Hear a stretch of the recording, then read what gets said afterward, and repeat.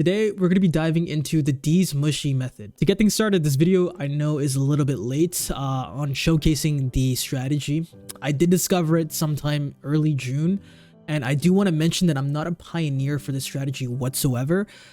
British Bear was the one who actually came to me, showcased the machine, and I simply just started showcasing it on the stream. Now, the reason why I'm making such a late post was because, well, it was a lot of money. It was, I think, making around $250,000 or so per hour, but it recently got nerfed. And the reason why I postponed it was because I was waiting for a response from Legion, which we did get on June 25th of 2025. So this video is a little bit late, but you know what? Better late than never, I guess. I guess we can just go ahead and dive right into the strategy. All right.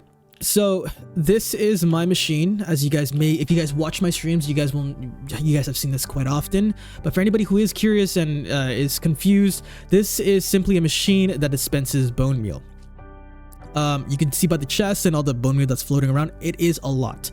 How this method works, the items that you'll need is going to be, well, the Dees Mushy itself, which comes from the Community Crate Volume 3. This is acquired. You can't buy this key through the key shop. You can only now get it through Anniversary, which is now really heavily sought after. Dees Mushy prices is probably going to skyrocket after a bit more insight after this video, is my guess. But of course, the Dees Mushy, and then after the Dees Mushy, you'll need the Cupid's Axe.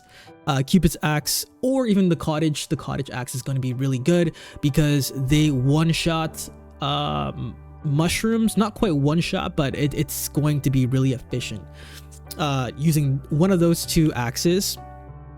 And then not only that, but you will need higher block range for this strategy. So what that means is you'll need an item like Luminar helmet, or now with the new crate being out, Artificer chestplate. I use all of them. I use Artificer chestplate, leggings, as well as the boots, because each piece will grant us an extra block interaction range. And then on top of that, I also do use the Luminar wings. So kind of an expensive loadout, if I'm being honest. Pairing up the Luminar wings and the helmet already is a really it's a challenge on its own. And then of course acquiring the Dees Mushy and then the Cupid's Axe. Now you might be thinking, okay, like this is a pretty hard loadout to try to acquire. Well, you can most likely rent these from Player Warps if, let's say, you have a machine yourself, which we will dive into a schematic at the end for you guys. So stick around if you guys are looking to try to make a machine like this. We are now finally going to probably release something, or we are going to be releasing something for you guys to use for the general public. But there's two different types of machines that we want to dive right into. But before that, let's dive into the strategy itself and let's see how it works. Well, this machine is the more highly consuming bone meal version, which I wouldn't recommend for any sort of beginner. I will show you guys an alternative that's going to be easier to maintain in a moment here. But first things first, let's get into the strategy. What we need to do, hold the Dees Mushy, tap it right in the center. I use a trapdoor. It'll grow the mushrooms, start breaking.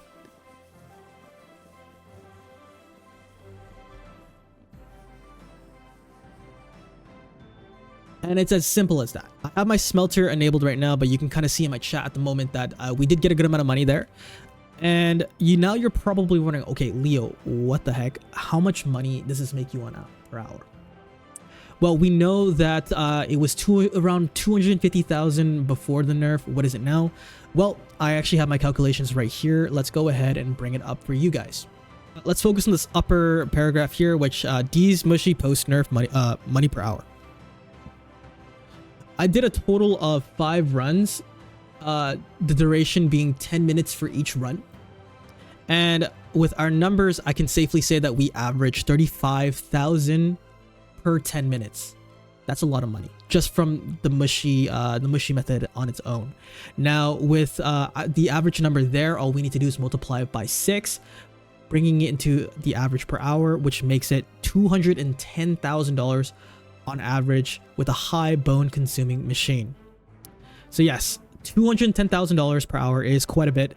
I do admit, but the only drawback with using this one is that the bone meal runs out maybe after one side here. Let me show you actually, just so this side, so 6 chests empties after, I think it depends, 2 to 3 hours with my current loadout. Now you can probably figure out ways to make this more efficient with bone meal. I tried everything I could with my knowledge. Hopefully you guys can maybe figure some stuff out after this video and maybe share it with me. But yeah, maybe 2 to 3 hours. This entire side runs out, making it really not efficient. And I have to end up AFKing or yeah, staying in this spot for like maybe like 30 minutes or so for it to fill up again, and then get back into the strategy. So you can kind of like do some guesses on like the drawback and, you know, the efficiency based off of that.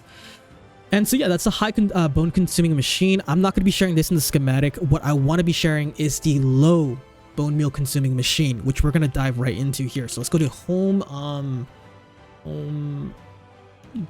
guild mushroom. So this is the low bone consuming machine right here. As you can see, you can kind of probably already tell the differences between my current machine and this is the guild's machine. So you can, if you guys are a member of LeooKnightus, the LeooKnightus guild, you can actually rent out the slot and use it for yourself. We do have a Dees Mushy as well if you guys do need that, because it is a really hard item to acquire. But how does this work? It's simply the same exact thing, but instead of having an inner ring with dispensers, it's just the outer layer. Now you're probably wondering, now how much does this machine that's more bone meal efficient make us? Well, I didn't do the experiment myself. I actually sent Susu, who is a guild member with us, to test it out and see how much this machine can make. And so let's actually dive into those numbers now. Bone efficient machine can use Dees Mushy 5 times per minute with 12-second cooldown. If hitting on cooldown with Luminar helmet, Luminar wings, and 2 pieces of artificer set, you can do this without having to jump to reach the highest mushies that generate. Yes, that's the main reason why we want the more of the block reach, is to hit the higher generated mushrooms. Without the block reach, you're going to be jumping or just not reaching it whatsoever, and it's just going to make the entire process more tedious. So let's see, they calculated it a little bit differently than me. I did it on 10-minute runs. They were calculating every tap. So every tap is 12 seconds. So let's see, averages on $613 every D Mushy tap. Ran 10 taps of Dees Mushy to average it out at 101 farmer. Right, I totally forgot to mention all these numbers are scaled off of level 101 farmer. So that's just something to keep in mind, obviously. But let's take a look here.